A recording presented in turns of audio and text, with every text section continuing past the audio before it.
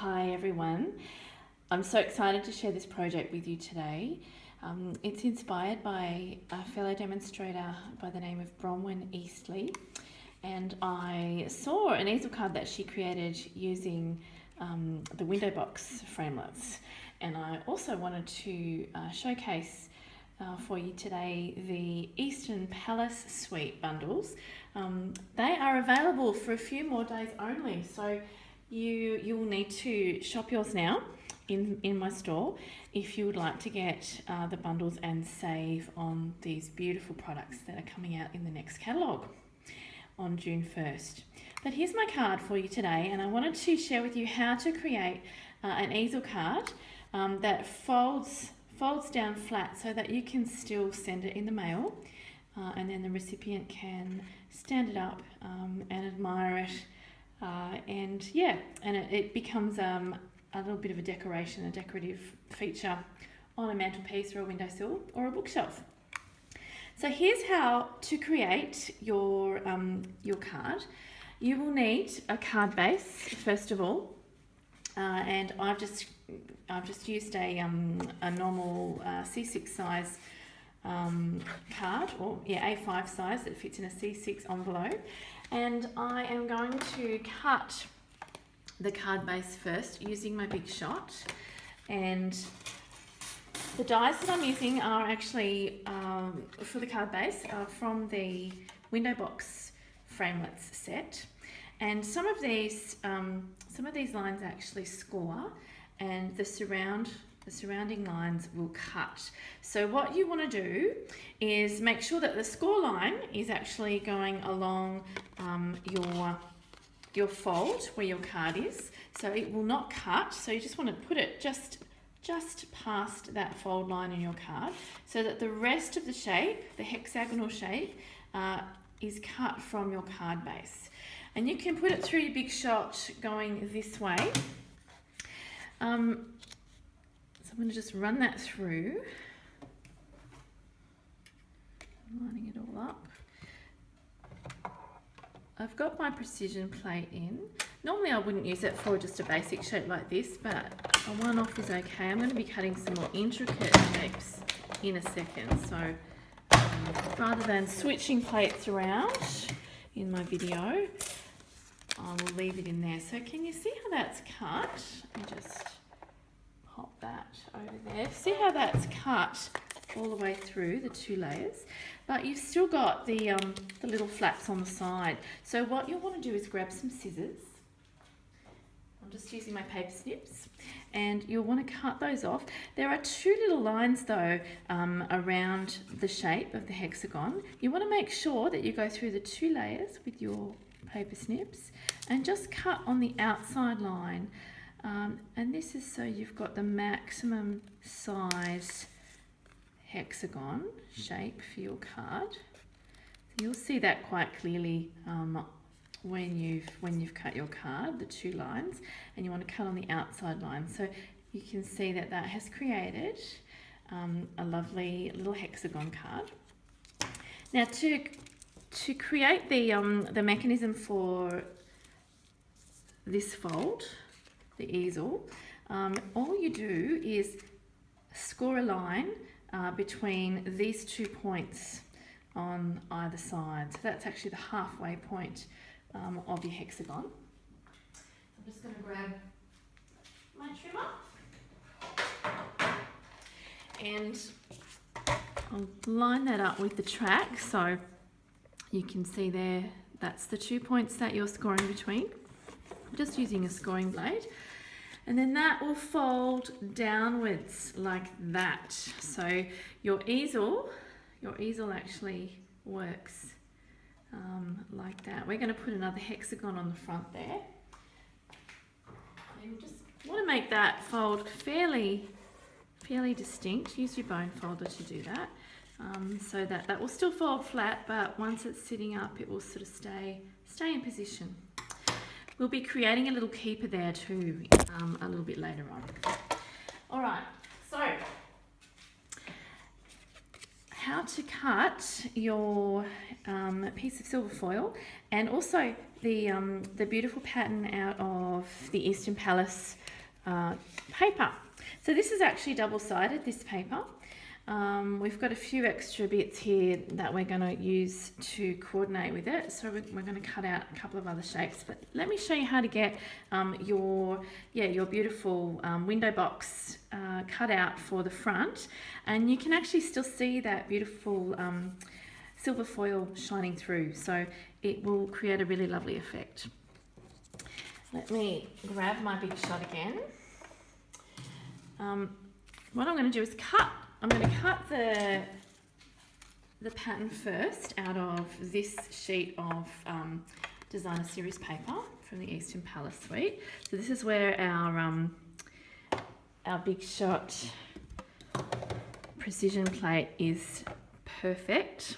I'm just running that through, and it's going to cut out all of those little pieces. I'm going to go through backwards and forwards, just to make sure all those little bits come out. And you can use your Big Shot die brush as well to get those bits out. So just run that over and they should all come out in one go. You'll notice when you use this though that it doesn't actually cut out the hexagon shape. It only cuts the holes out for you. So what you'll need to do is flip that over like that and use the die as a template for this part. This makes it so much easier. If you place your die over the top, what you're going to do then is using a pencil.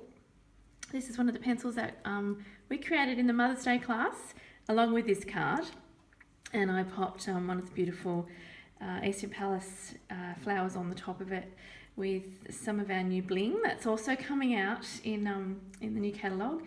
We also covered the pencil with paper, so yeah, customised it to match a little notepad that we decorated. Lots of fun. Anyway, here's my pencil, and I'm just going to trace on the inside line of this die. So you're using the die as a template. I'm doing it on the underside, so I don't have to rub out any pencil marks, and you're not going to see them from the other side. Then just using your scissors again, you're going to cut around. And what this does is it actually creates a hexagon that is going to be slightly smaller than the shape of the card, and slightly smaller too than the silver foil hexagon that we'll make in a second. And it just means that you're not having to measure anything or exercise any guesswork, sorry. And it means that you've got a perfectly shaped hexagon to use. So use your dies as templates, and remember you can trace on the inside or the outside of them to make slightly different sizes of the shapes that you want. It's just another way to use our fabulous dies. All right, here is a sheet of the silver foil, and I'm going to also cut a hexagon out of that. So you'll need to grab your die once again and just place it right in the middle there. You're going to be cutting around this with scissors, so you just want to get the basic shape happening. And then once you've run that through, okay, I won't do that, but once you've run that through, you'll end up with a shape that looks like this. And again, what you need to do is cut these flaps off going to the outside lines. So remember the two lines that are created, that's just the outline of the die itself. And this will mean that it's exactly the same size as your card base that you have already made. So you can see how that fits beautifully on there. And on the card base that you've got the fold line on, you're just going to put some glue. So I'm going to grab my multi-purpose glue and just pop a little bit on there. Don't need much of this. You don't want it to take too long to dry either, so if you're an impatient crafter like me, use less glue and there's less waiting time for it to dry. So I'm just going to hold that on there, and while that's drying, I'm going to apply a little bit of snail adhesive to the underside of my other hexagon. So this is slightly smaller. Let me show you how it fits. If you need to, you can just trim it off top and bottom, so sometimes you just need to shave off 1 millimetre or so. I'm just going to fit that a little bit better on there. we go. Yeah, that's better. You can spin it around so it fits. So that's going to fit snugly on the hexagon, and you just want to grab some snail to go on the back there. Make sure you've poked out all the bits. Let me grab my paper piercer. Just make sure you poke out all the bits out of that beautiful pattern so that you'll be able to see the silver foil peeping through. That's it. So a bit of snail, and then just around the outside mainly is where you need it. You don't need much because that's going to hold it quite well for you. So there you go, you're going to lay it on like that so that you can still see a bit of an outline of the silver, but you've got that lovely silver and blue background now for your card. So this is how it's going to work. Whoopsies, this way. What we need to do is put a keeper there. So how I've created that is I've used the offcuts from my silver foil, and I have cut using one of the Eastern Palace dies. This is the little star die, and I've actually cut one out of some of this paper as well, and I've stuck that on with a glue dot. You'll notice I've got one of the other shapes there that that I've created like a little feature in the middle with that, and one of the vinyl stickers I've used. Now, can you see how my sticker on the card is actually silver? If you flip your stickers over like that, you'll see that the underside is silver, so you can use them either way.